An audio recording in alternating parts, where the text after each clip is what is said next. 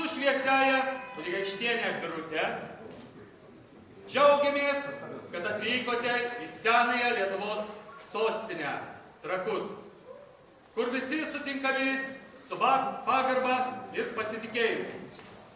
Sveikiname garbingus svečius iš Didžiosios Britanijos, Baltarusijos, Estijos, Latvijos, Lenkijos ir Lietuvos, pasiryžusius išbandyti savo jėgas ir taiklumą po mūsų pilies didžiosios menės skliautais. Noriu pasidžiaugti, kad jau 14 kartą vyksta tradicinis pilies taurės turnyras.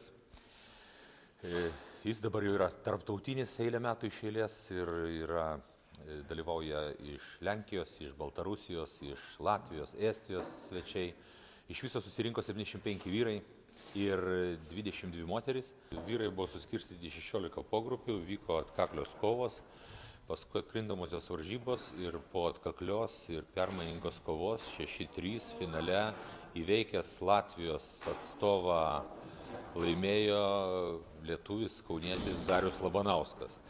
Moterų irgi atkakli kova vyko tarp lietuvės Erikos Bagdanavičienės ir Vitos Grebskos iš Latvijos. Latvija buvo šį kartą stipresnė ir tapo čempionė. Antrą dieną susirinko net 27 poros vyrų ir 9 poros moterų. Porinių nugalėtojų tapo Baltarusijos merginos Jekaterina ir Olga, o vyrų Gintarės Armalis poroje su Darium Labanausku iš Kauno. Malonu, kad varžybos vyksta draugiškai ir lietuviai nenuskriaudė ir užsienio kolegų. Trečią vietą užėmė Lenkų poriniam moterys ir vyrai. Taip pat mišri pora, trečią vietą užėmė Latvija su Lietuvė. Baltarusijos moteris, kaip jau minėjau, užėmė pirmą vietą. Noriu pasidžiaugti Trakų sportininkų pasiekimais. Nudžiugino Gintarės Armalis poroje su Darium Labanausku iš Kauno, tapęs čempionais. Merginos Rambutė Kantarovičienė ir Renata Kviklienė pralaimėjo įtemptoje kovoje Baltarusiams, užėmė antrą vietą. Individualiuose rungtynėse Vilma Armalienė tapo bronzinė prizininkė. Iš tikrųjų, labai gražus turnyras, gražus sportininkų pasiekimai. Šiaip labai malonu ir sklandžiai praėjo. Noriu padėkoti visiems ir klubo nariam, Buliaus akies, ir kūno kultūros ir sporto centro specialistam. Taip pat padėkoti rėmėjam, tai ir UAB Altitudė, ir UAB Trasalis, Račkūnų komercija, Lonsta, senoji Kibininė UAB Kevlara, eilė kitų.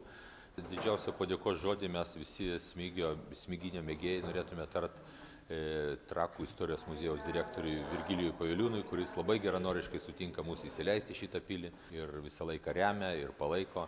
Taip kad ačiū visiems rėmėjams, visiems, kas prisideda, visiems sportininkams ir žaidėjams, kurie dalyvavo šitam turnyre. Ir aišku, laukiame visų sekančiais 2011 metais tradiciniam 15 jau jubiliejiniam turnyre.